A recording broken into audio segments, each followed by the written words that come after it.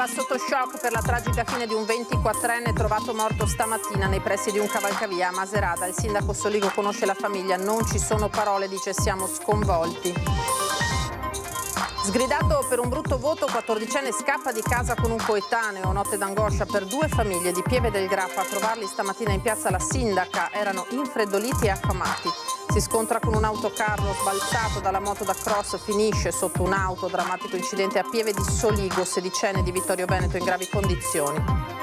Non c'è pace per la donna che aveva denunciato la sua odissea con l'ex violento. Il dispositivo collegato al braccialetto elettronico dell'uomo non funziona, lo stalker ha di nuovo violato il divieto di avvicinamento. Il sud del Brasile è colpito da una disastrosa alluvione. 2 città sono gemellate con Pederoba e Conegliano. Dai comuni della Marca pronta la corsa solidale, non li lasceremo soli. A San Polo di Piave la rabbia dei titolari di 3 aziende prese di mira dai ladri nella stessa notte. Ci sentiamo controllati, le immagini dei malviventi in azione.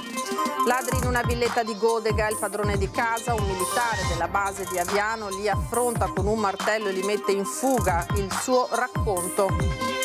Raduno record di centenari da tutto il Veneto a Padova, con 70 presenti, battuto il primato mondiale da Guinness. A guidare la carica dei supernonni il trevigiano Luigi Zanon, 106 primavere. Rugby, il Benetton sconfitto 40-23 dal Gloucester nella semifinale di Challenge Cup. La corsa dei leoni bianco-verdi si ferma a un passo dall'atto finale. Eccoci in diretta, buonasera, ben ritrovati, edizione di Treviso dei telegiornali di Antenna 3. Tra pochissimo apriremo un'ampia pagina di cronaca che riguarda dei giovanissimi. Subito andiamo a un altro fatto di cronaca. Non c'è pace per la donna che aveva denunciato la sua odissea con l'ex violento e minaccioso. Il dispositivo collegato al braccialetto elettronico dell'uomo non funziona, lo stalker ha di nuovo violato il divieto di avvicinamento. Domenica pomeriggio sono stata contattata dai carabinieri perché c'è stata una violazione del divieto di avvicinamento, però il dispositivo non ha suonato. Invece nei giorni scorsi ha vibrato per altri motivi che non riusciamo neanche a capire quali siano. È preoccupata e disorientata Sara. Dopo una settimana il dispositivo che dovrebbe tutelarla, collegato al braccialetto elettronico del suo stalker, semplicemente non funziona. Non l'ha avvisata quando serviva, mentre si è messo a suonare quando non ce n'erano i presupposti, senza contare che va ricaricato almeno 2 volte al giorno. Ho passato dei giorni veramente brutti, anche perché insomma sono state penso 20-30 chiamate con i carabinieri, e poi domenica appunto c'è stata la violazione del divieto di avvicinamento, quindi i carabinieri sono andati prima ad allontanarlo, poi a venire a prendere le mie generalità, abbiamo parlato. Sì, loro dicono che anche per loro è un carico in più di lavoro, perché se questi dispositivi non funzionano non siamo protette. Sara, nome di fantasia, è la donna trevigiana che nel marzo scorso, attraverso una lettera pubblica, si era rivolta agli inquirenti per chiedere una giustizia veloce nei confronti del suo ex, un 40enne trevigiano, accusato tra le altre cose di averle puntato un cacciavite addosso, dicendole anche di volerla sfregiare con l'acido, un incubo che non è cessato né con il divieto di avvicinamento né, a quanto pare, con la misura ulteriore del braccialetto elettronico, il cui funzionamento è solo all'apparenza intuitivo. Il dispositivo è questo, è una specie di telefono, ha una SIM dentro. Se io schiaccio qui si illumina e quindi si vede che c'è l'SOS. In questo momento dice che siamo protetti, quindi non ci sono infrazioni. Sara, dopo numerosi giri a vuoto, ha un nuovo appuntamento con la ditta che si occupa del dispositivo. È stato fissato per lunedì mattina, ma ogni ora in più che passa è un'ora in più di angoscia. Non è possibile che le vittime si debbano preoccupare anche del funzionamento dei dispositivi. Se viene segnalata un'anomalia bisogna intervenire subito, perché se a me suona a caso o se non suona quando dovrebbe suonare è un problema.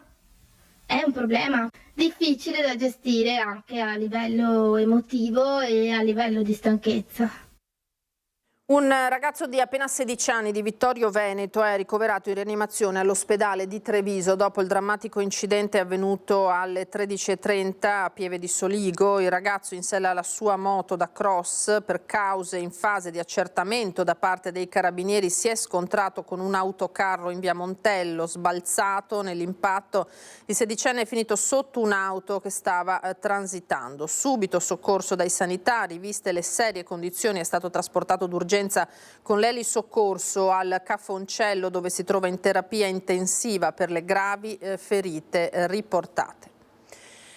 E si è vissuta una notte di apprensione a Pieve del Grappa. 2 ragazzi di 13 anni hanno fatto perdere le loro tracce dal pomeriggio di venerdì. Sono stati ritrovati questa mattina dalla sindaca.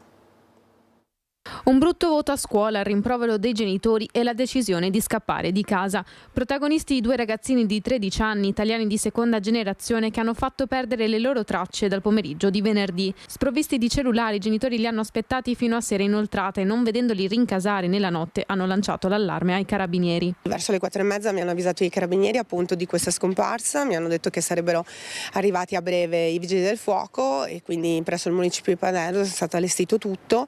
Ho allertato la protezione civile, che nel frattempo è stata attivata anche dalla prefettura, e la macchina delle ricerche si è messa in moto. Protezione civile, vigili del fuoco, soccorso alpino, volontari dell'AVAB e polizia locale già dalle prime ore del mattino al lavoro per istituire le squadre di ricerca partite intorno alle 6.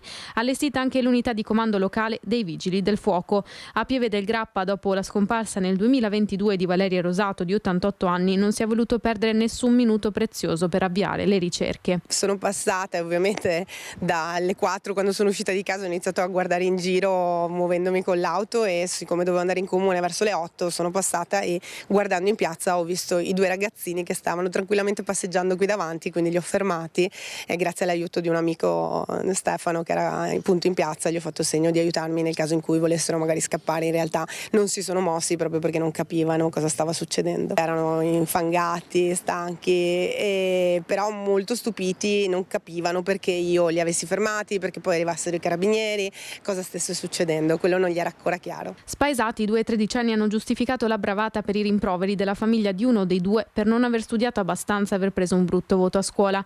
La volontà di scappare di casa, appoggiata dal migliore amico, e così la fuga. Il sospiro di sollievo dei genitori e dell'intera comunità dopo il ritrovamento dei ragazzi. La solitudine di questi giovani, che probabilmente non hanno più adulti di riferimento, non hanno più persone a cui magari affidare le loro criticità, le loro problematiche, quindi a volte si trovano da soli a dover gestire questa cosa, e come adulti dobbiamo interrogarci su che cosa è giusto fare.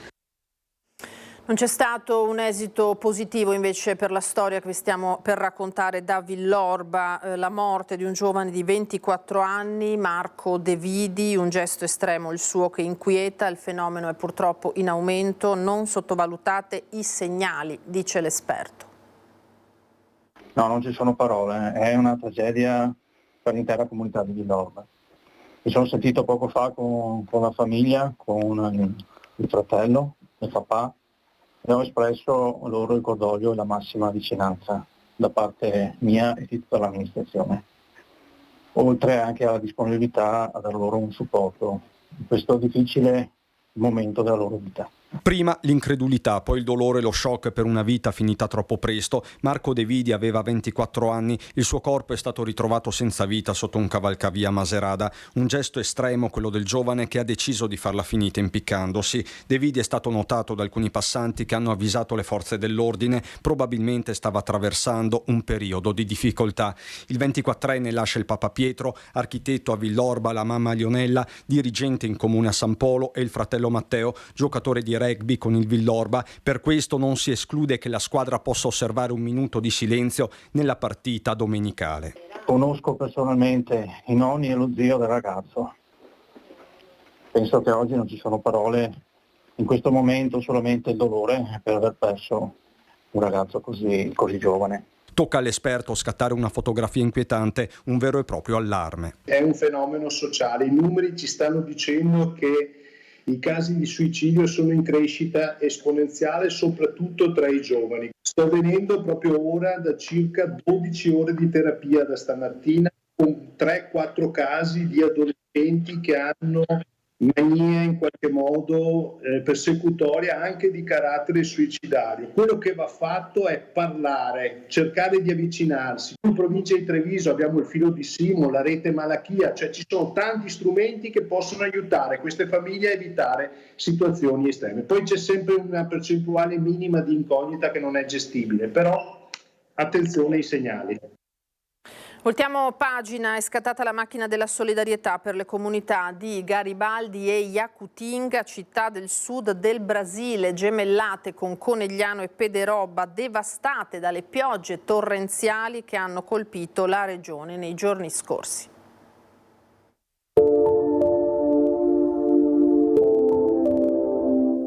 Almeno 50 vittime accertate, quasi 70 dispersi, città completamente sott'acqua, una furia che ha distrutto strade e ponti. È il bilancio provvisorio della devastante ondata di maltempo che ha colpito lo stato del Rio Grande do Sul, nel sud del Brasile. Piogge torrenziali che non hanno risparmiato nemmeno la capitale, Porto Alegre, e città più defilate dell'entroterra come Garibaldi e Jacutinga, città gemellate con Conegliano e Pederobba e casa di moltissimi trevigiani. Estejam prontos para quando necessario. Siamo al lavoro con le squadre di soccorso, i cittadini sono stati allertati, in caso di pericolo imminente dovranno lasciare le loro case, racconta il sindaco in un video diffuso via social. Noi siamo gemellati da 15 anni con la città di Jacutinga, un paese che sostanzialmente è abitata da trevigiani, di conseguenza il nostro rapporto è diventato proprio stretto.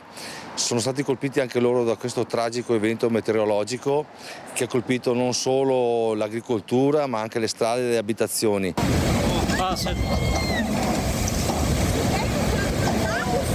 A Jacutinga i danni si concentrano nelle condizioni delle strade e dei raccolti. Le vie cittadine e i ponti sono in continuo monitoraggio per la paura che possano cedere. Poche case sono state allagate e non ci sono perdite umane, ma i fondi comunali non permettono di aiutare tutte le persone in difficoltà. Da Pederobba a Conegliano è scattata la macchina della solidarietà per le comunità colpite. Ci stiamo preparando con i sindaci del territorio per dare una risposta concreta a tutti voi, alle vostre famiglie. Per un grande saluto, un grande abbraccio a tutti voi, perché il cuore della regione Veneto e della città di Conegliano batte accanto a voi. Sono in contatto costante con il sindaco Carlos Alberto Bordin, il quale mi sta aggiornando di giorno in giorno appunto la situazione che è tragica. Nei prossimi giorni apriremo un conto corrente dove chi vuole può fare una donazione, come lo faremo noi come amministrazione, per girarlo appunto alla comunità di Jacutinga.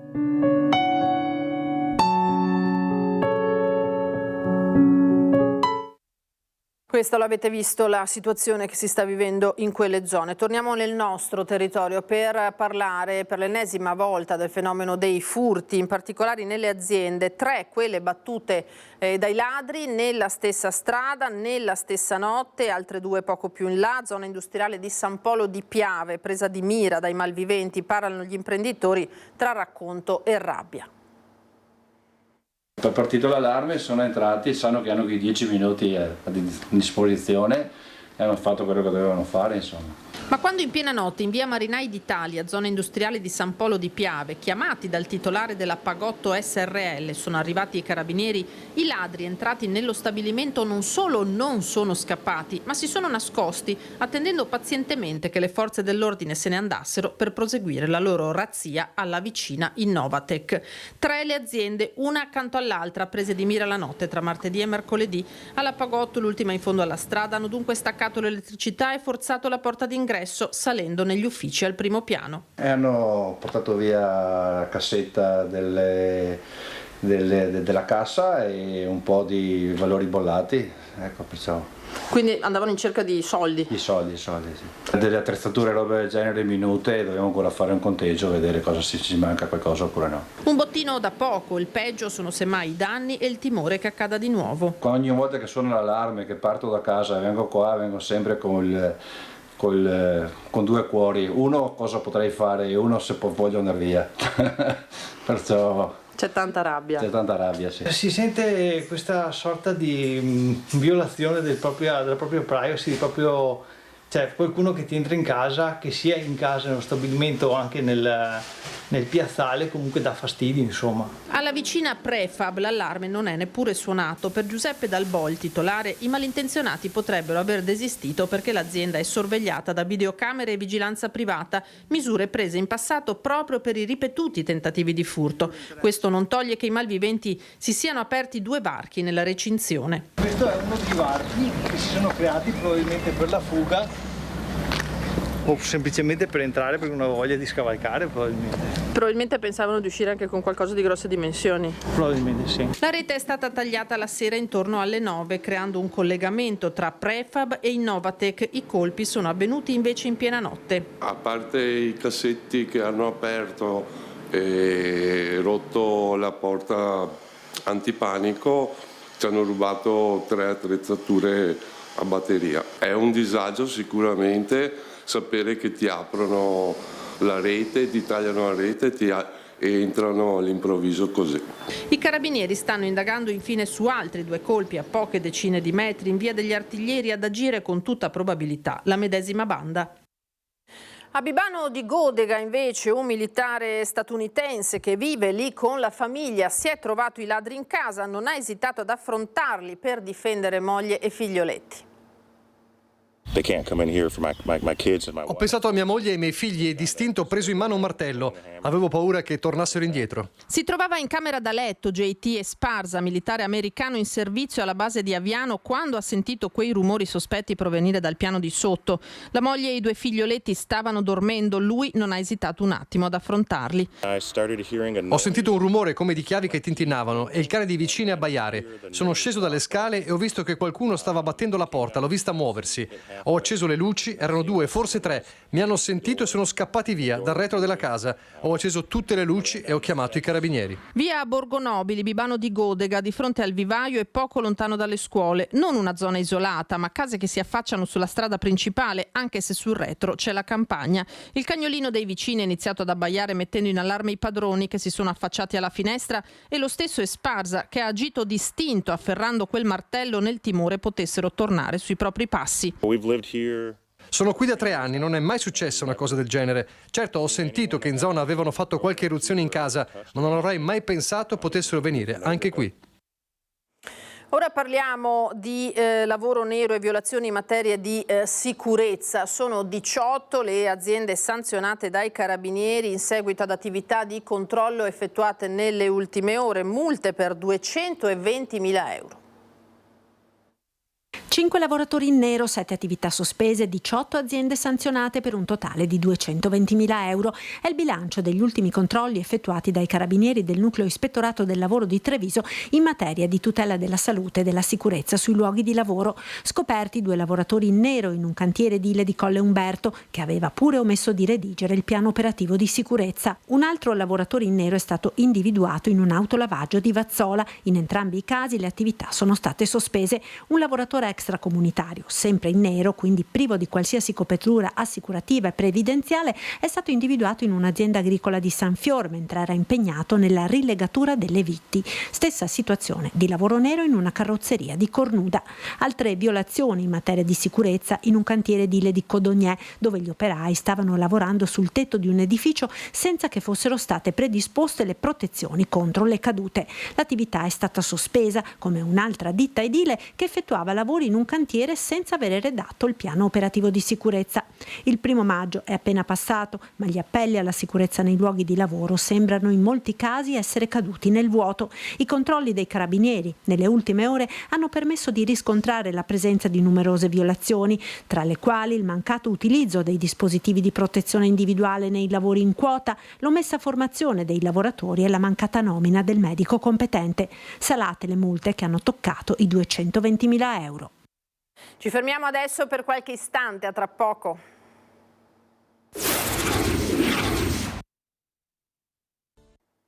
Ritorniamo in diretta da studio, edizione di Treviso dei telegiornali di Antenna 3. La politica adesso con le europee 2024, Forza Italia cerca il rilancio e il sorpasso sulla Lega. Vannacci, noi marchiamo la differenza, afferma il coordinatore trevigiano Fabio Chies. Nel Trevigiano si punta su Cristina Andretta, già sindaca di Vedelago.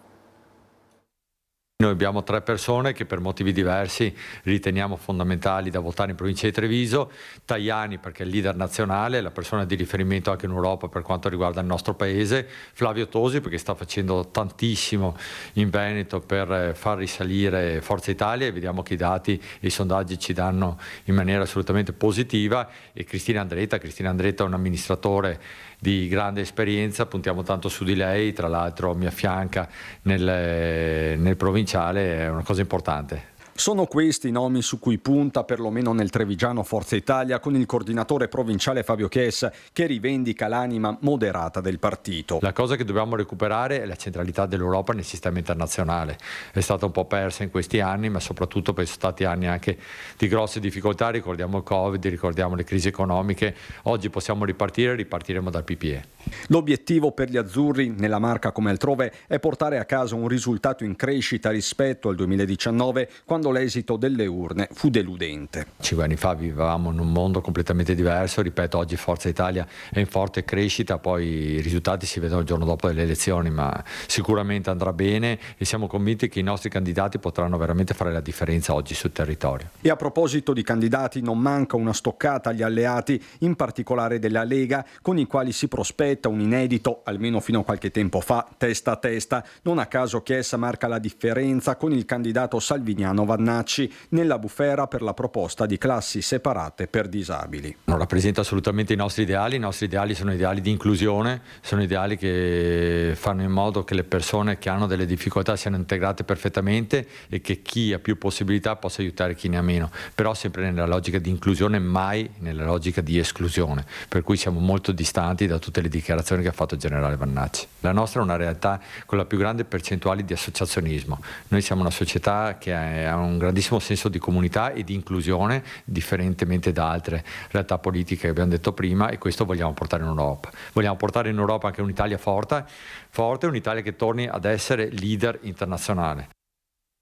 E candidata alle europee per Forza Italia, la sottosegretaria al MEF Savino pone l'accento sull'importanza degli incentivi al lavoro che il governo ha allo studio, ma anche sul grave impatto del superbonus sul debito. Gli incentivi alle assunzioni da una parte, in particolare di giovani alla prima occupazione, la zavorra causata ai conti dello Stato dal superbonus dall'altra. Non è semplice far quadrare le esigenze di un paese che non può permettersi di rallentare e i pesanti strascichi al contempo delle politiche antirecessione. Sandra Savino, candidata alle europee di giugno per Forza Italia, da sottosegretaria al MEF, sottolinea l'importanza degli incentivi al lavoro. Ci saranno delle deduzioni che vanno dal 130 al 160% rispetto alle assunzioni per qualsiasi tipo di attività, escluse alcune fattispecie, e naturalmente sui lavoratori impiegati tutto l'anno. Quindi attendiamo questa linea da parte del Ministero del Lavoro, naturalmente in accordo con il Ministero dell'Economia e delle Finanze, e quindi a breve naturalmente avremo questa possibilità, questa opportunità. Ma al ministro Giancarlo Giorgetti spetta allo stesso tempo il non facile compito di gestire l'impatto del superbonus sui conti. È una situazione molto pesante. Ci sono oltre 220 miliardi di debito su questo superbonus, che è stato sfruttato in modo, se vogliamo, anche talvolta non corretto, e ciò porta ad un appesantimento sicuramente del bilancio dello Stato. Il documento di programmazione economico-finanziaria del governo dovrà dunque tener conto di questo elemento, che peserà su tutte le linee di intervento che l'esecutivo vorrà porre in essere, conclude la parlamentare azzurra. Naturalmente salvaguardando alcuni capisaldi, come il proseguio sul cuneo fiscale, che è uno dei temi politici, diciamo, che ha contraddistinto questo governo, e quindi con questo dobbiamo in qualche modo inevitabilmente fare i conti. Cambiamo tema adesso, andiamo a Padova, dove si sono riuniti, pensate, centenari da tutto il Veneto su iniziativa del Club Over 100, con 70 persone presenti. Viene sancito così il record mondiale che batte il precedente australiano con 45 centenari. Adesso c'è un silenzio.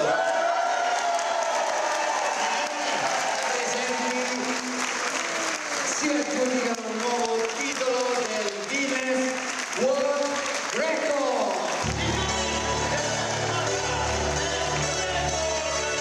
70 centenari riuniti insieme, Padova supera l'Australia ed entra nel Guinness mondiale con il più grande raduno di centenari che si sia mai svolto. Siete campioni del mondo record e la frase è con estremo piacere: you are officially amazing.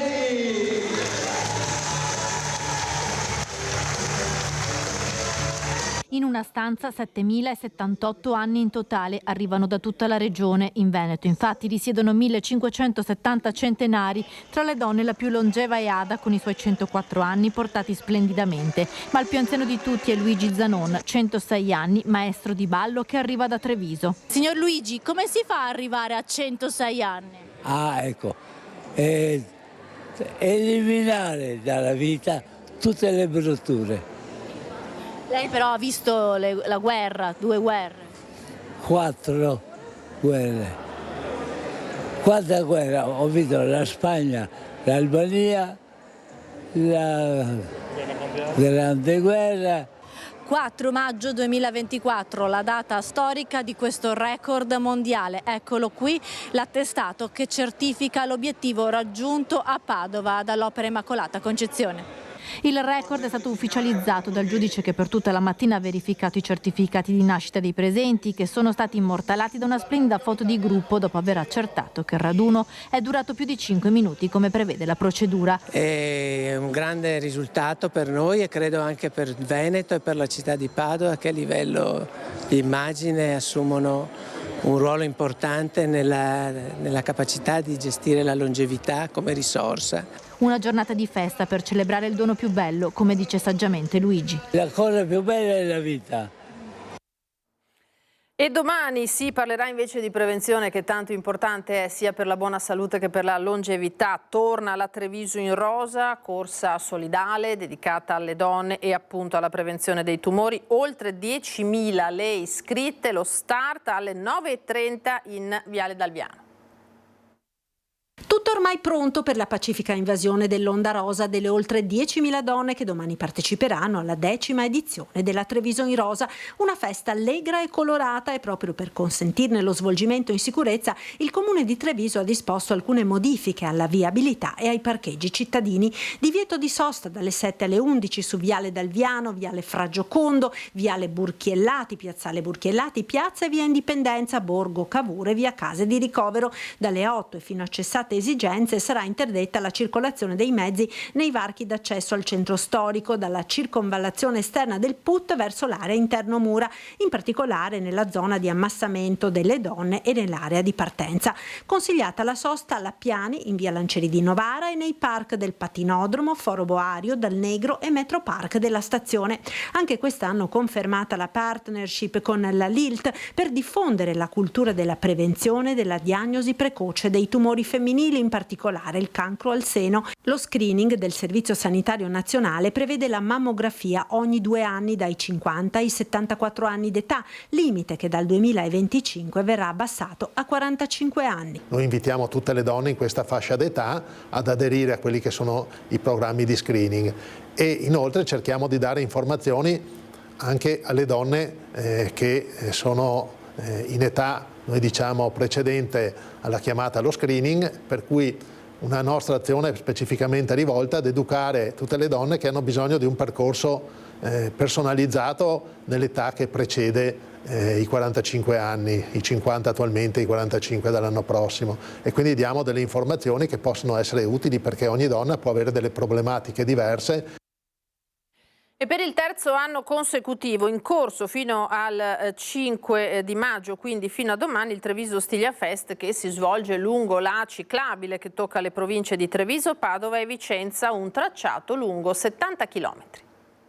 Bicicletta, territorio e natura, un percorso lungo 70 km, quello della pista ciclabile Treviso-Stiglia, che attraversa borghi, paesi di campagna, oasi naturalistiche da Treviso fino a Montegalda. Da un lato un luogo attrattivo per i turisti e di passaggio perché è un asse est-ovest che taglia il nord Italia, dall'altro però anche utilizzata fortissimamente come strumento interno e di movimento per i cittadini residenti. Provincia di Vicenza, Padova, Treviso, Treviso sono stati 800.000 i passaggi nel 2023, ma non solo, numeri crescenti anche per il Treviso Stiglia Fest, il primo evento diffuso su tutto il territorio della ciclabile è in pieno svolgimento. Abbiamo pensato di non fare il grande evento portato dall'esterno, ma di farlo nascere da giù, da sotto, dagli operatori, ed è stata una scommessa vinta, 40 eventi il primo anno, 70 il secondo anno, più di 100 quest'anno. Una pista ciclabile costruita sulla scia dell'ex linea ferroviaria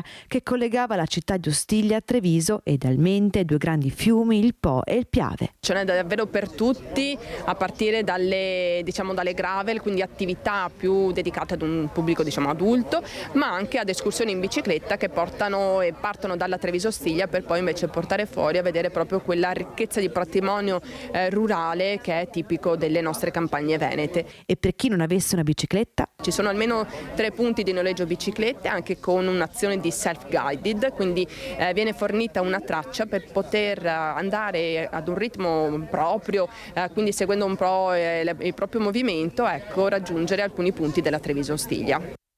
Lo sport, il rugby, perché la corsa del Benetton in Challenge Cup si ferma al Kingsholm Stadium di Gloucester, dove i padroni di casa hanno nettamente sconfitto i Leoni di coach Marco Bortolami per 40-23 nella semifinale della competizione. Il sogno sfuma a un passo dal lato conclusivo, che avrebbe visto Treviso sfidare i sudafricani Sharks di Durban, vincitori dell'altra semifinale, in svantaggio 15-11 già all'intervallo. I biancoverdi non sono più riusciti a recuperare la distanza dagli avversari. Ora il Benetton si rituffa in campionato alla caccia di un posto ai play-off. Prossima sfida in United Rugby Championship l'11 maggio proprio contro gli Sharks. E adesso andiamo alle notizie dal Bellunese.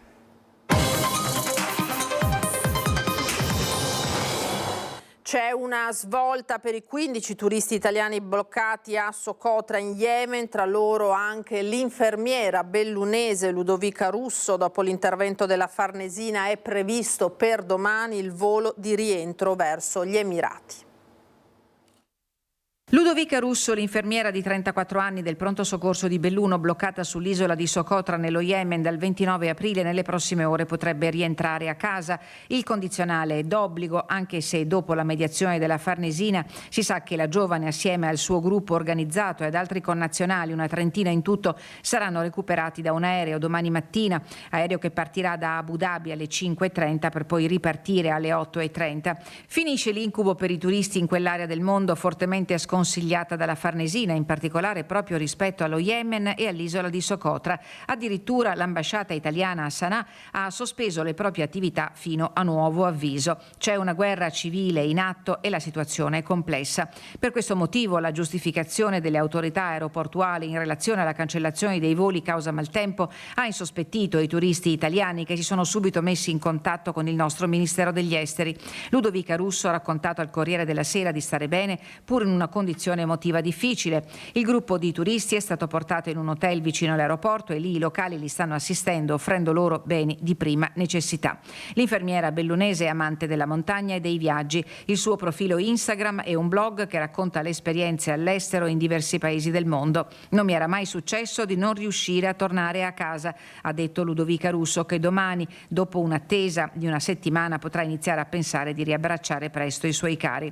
Sul caso è intervenuto anche il presidente della Regione Veneto. Ricevuta la notizia della presenza di veneti fra i turisti, Zaia ha contattato il Ministero degli Esteri, dal quale ha ricevuto rassicurazioni sull'attivazione di tutte le procedure del caso.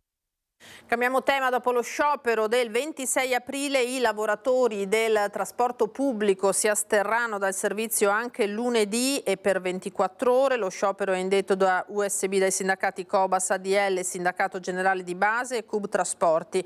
Per le linee di Dolomiti Bus è stato garantito il servizio tra le 5:40 e le 8:09, fra le 12:10 e le 15:39. Lo sciopero è a sostegno della richiesta di aumento salariale di 300 euro, per la riduzione dell'orario di lavoro da 39 a 35 ore, per l'adeguamento delle tutele di sicurezza e salute e per il blocco delle privatizzazioni e delle relative gare d'appalto. Parliamo di inverno demografico ora che in provincia di Belluno rischia di creare una crisi senza precedenti nel mondo del lavoro. Soffrono le imprese artigiane a causa del ricambio generazionale.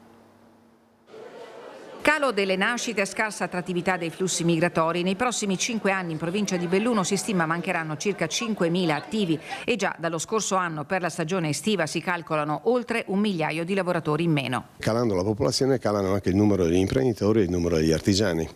Solo che le imprese artigiane calano più rapidamente in modo più cospicuo rispetto alle imprese commerciali generali. L'effetto è grave perché l'impresa artigiana è individuale, non solo, ma soprattutto. Senza il ricambio generazionale lo spettro di una crisi senza precedenti è più che un timore. Questo è un problema grave perché impoverisce la struttura dei servizi privati in una provincia nella quale già i servizi pubblici, soprattutto nella parte più alta e più in quota, latitano e quindi questo diventa un problema che accelera ulteriormente lo spopolamento delle realtà della montagna bellunese, delle Dolomiti bellunesi. Per il sociologo Diego Casone non ci sono politiche adeguate, interventi spot in base all'emergenza non sono efficaci. Manca ad esempio una gestione dei flussi migratori fatta con intelligenza e accuratezza. I flussi migratori che si rivolgono alla nostra provincia sono quasi tutti europei, per l'80%. Basterebbe gestirli con intelligenza e avremmo le possibilità di fare il ricambio. Se manca l'erede per garantire un futuro alle imprese artigiane, forse vale la pena di pensare che i dipendenti organizzati in forma di cooperativa di lavoro continuino l'attività. Un'idea che sta perseguendo l'Appia, che ha sottoscritto un protocollo d'intesa con Lega Coop. È un accordo che servirà appunto per favorire questo tipo di passaggio, quindi per poter accedere anche a dei finanziamenti e soprattutto a un supporto dal punto di vista sia legale sia fiscale. Senza dubbio una sfida, perché la prospettiva delle imprese interessate dalla mancanza del ricambio generazionale è altrimenti quella della chiusura, pur se redditizie e efficienti. E c'è grande fermento nel settore manutenzioni del comune di Belluno. Cimiteri e parchi cittadini sono oggetto di lavori costanti per garantire un decoro duraturo. Io giro tutti i cimiteri sono in ordine e quindi sono felice che le persone che hanno cura dei loro cari possano vedere la differenza rispetto all'anno scorso e agli anni scorsi. I fatti prima delle parole, gli interventi capillari nei cimiteri e parchi della città per dare quelle risposte che i cittadini attendevano da anni. È soddisfatta l'assessora Lorenza De Cunovic, che guida il suo referato alle manutenzioni con impegno e rigore. Quasi 230.000 euro a disposizione grazie all'ultima variazione di bilancio per la cura dei 12 cimiteri della città. Abbiamo appena concluso i lavori di circa 400 sali dove poi vengono deposte le salme cremate sia al cimitero di Cusighe che a quello di Prade e a maggio inizieranno dei lavori specifici per una parte di tettoia del cimitero di Prade e sono altri 100.000 euro. Entro l'anno i vialetti dei cimiteri saranno privi di erbacce grazie all'uso del diserbante ecologico e la gettata di ghiaino nuovo. Oltre ai lavori di manutenzione di una parte della tettoia del cimitero di Prade sarà sistemata la scalinata del cimitero di Orzessa distrutta da anni. Al cimitero urbano, grazie ai fondi Sisus per la Valbelluna, sarà sistemato anche il viale della rimembranza. Si stanno effettuando nel frattempo esumazioni e tumulazioni. Le salme non mineralizzate saranno sepolte per altri 5 anni in un luogo con cipi uguali. Purtroppo parlare di cimiteri non è un gran argomento, no? Però penso sia un grande biglietto da visita per la città. E poi c'è la partita dei parchi e dei giardini cittadini. Sono 36 quelli censiti, 18 quelli con i giochi disseminati nelle aree del centro e delle frazioni. Ai cittadini che hanno presentato segnalazioni sono state date risposte quasi immediate. Posso dire che in 2 anni sto mettendo 100.000 euro, 50.000 li ho già spesi quest'anno e sono stati toccati il Parco Millennium, il Parco di Castion e il Parco di Fiammoi. Sono tanti soldi perché i giochi costano tanto. Al Parco Millennium sarà sostituita l'altalena e sarà acquistato un gioco per i bambini più grandi. Dopo anni di incuria, al Parco Arcobaleno di Cavarzano si stanno concludendo i lavori di sistemazione del piccolo anfiteatro che tra pochi giorni sarà pronto per ospitare gli eventi di Vivi Cavarzano promossi dal quartiere. Dall'assessora ringraziamenti diffusi al personale del comune che si sta adoperando senza sosta e un appello ai cittadini. Se tutti i cittadini di Belluno si comportassero in maniera corretta, sia per i loro cani sia per buttare a terra una sigaretta, la città sarebbe molto più pulita, ma questo noi non è che possiamo seguire ogni persona. Io ho dato indicazioni al comandante della polizia che comincia a fare le multe, ma sono sincera, lo dico perché trovo corretto che se c'è un regolamento da rispettare lo rispettino tutti. Era l'ultimo servizio per questa sera, a me non rimane che ringraziarvi per essere stati con noi e augurarvi una buona serata e una buona domenica. Arrivederci.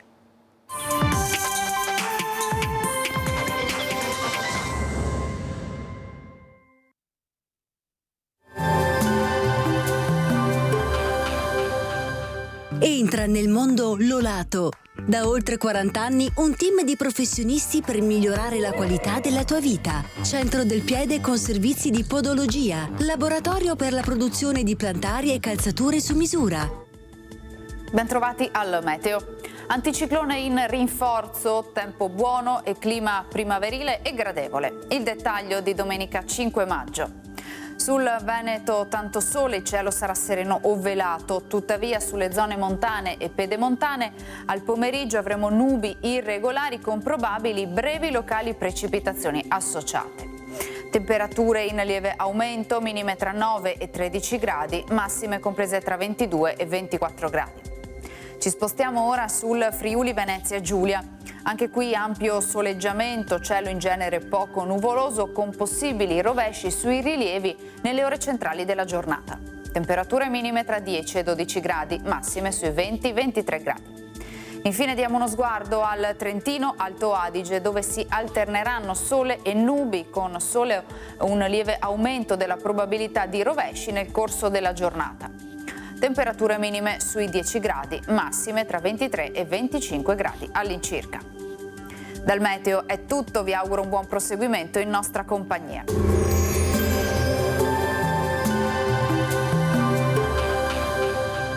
Busti, tutori e protesi di arto personalizzati. Ortopedia e sanitaria Lolato. A Treviso e Montebelluna. Lolato, soluzioni per star bene.